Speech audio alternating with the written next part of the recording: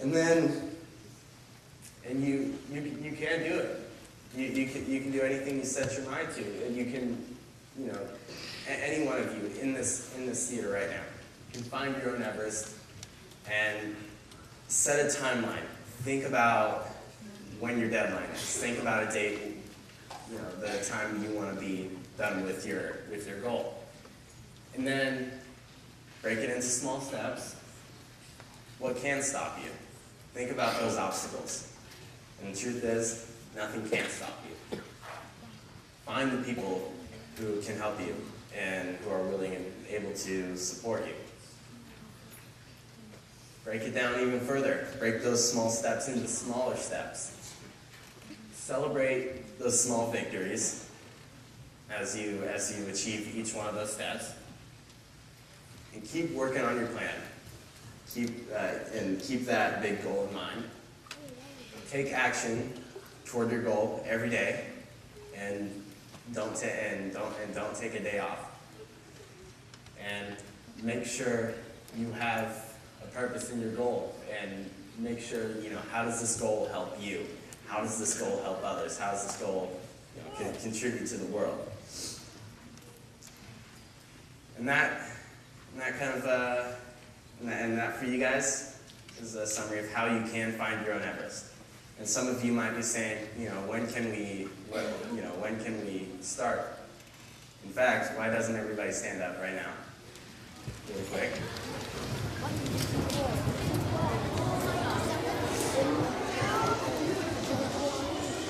Okay. All right. Now the first thing I want you guys to do, everybody close your eyes. Now I want you to think of that goal of yours. Think of a passion. Think of your dream. Think about how you can set that goal. That deadline, when you go home, write it down on a piece of paper. Think about the people who are able to support you, and think about using the negative energy. Think about the people who are naysayers. Think about using them as motivation. A few more seconds, I'll give you guys to think about your goal. Okay, and still with your eyes closed, I want you guys to take one small step forward. Congratulations, you are now one step further into completing your goal that you have just thought of. Thank you, everybody, for being here.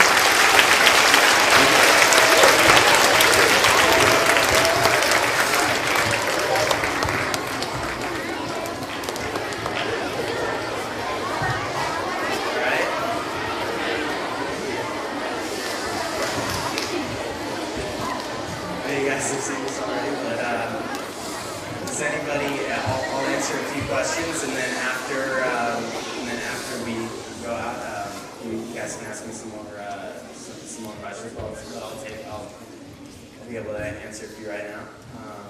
But yeah.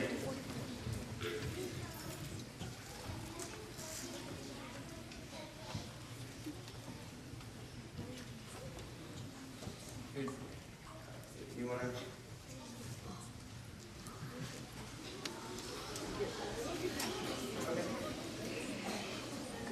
Here, you want to use the microphone?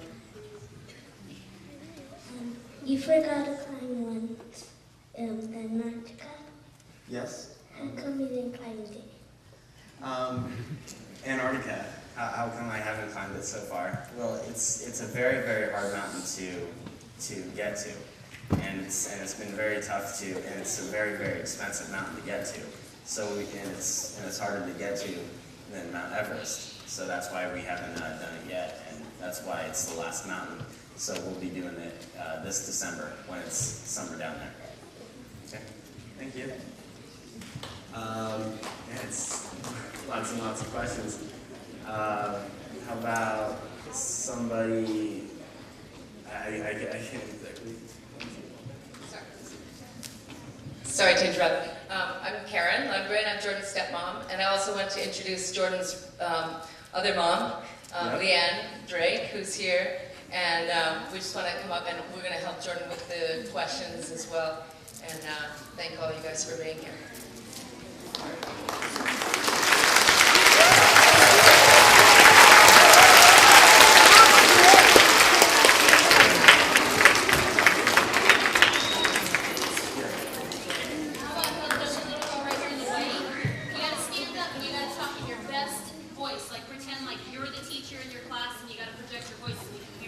Yep. Go ahead. How windy was it? How windy was it? Well, for Mount Everest, it got really windy, and there were some really, really crazy storms that did happen. These winds went up to 100 miles an hour, and on top of the mountain usually, because there's only a small window of time when we actually can do it, but when there's lots of winds, it can usually be 150 mile an hour winds. So and these winds are crazy, and they can knock down tents off the mountain.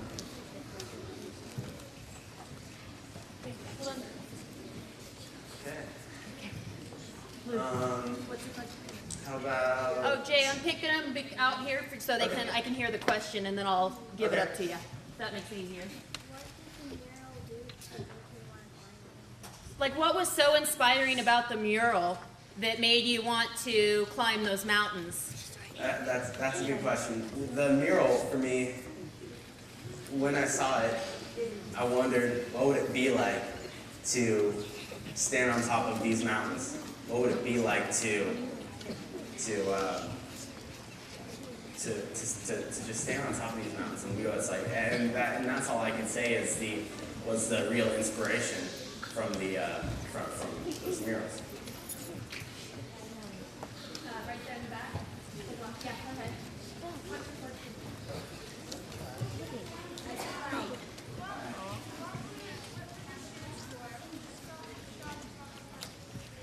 Oh, she wants to know about the kind of footwear you use.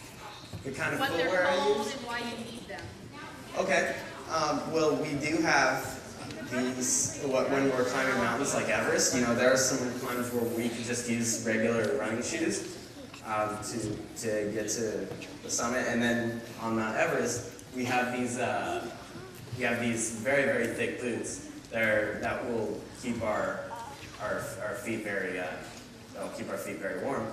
And then also we have crampons too, which you may have seen in some climbing movies. They're kind of like the spikes on the boots. So with these we strap onto the boots, and these are able to help us not slide on the ice or on the really hard snow. So that's the kind of footwear we use.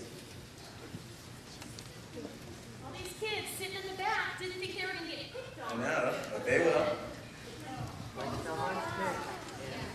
What was your favorite summit of all of them that you've done? I think my favorite summit was Mount Kilimanjaro. The first mountain that I climbed was it was the first mountain. It was a very long trek, I could say, very long hike. It wasn't too hard of a mountain, and I'm sure for me, when I was 10 years old, it was very hard. But I'm sure if I went back now, it was a very beautiful climb as well, and I think I'd have a really good time doing it again if I could.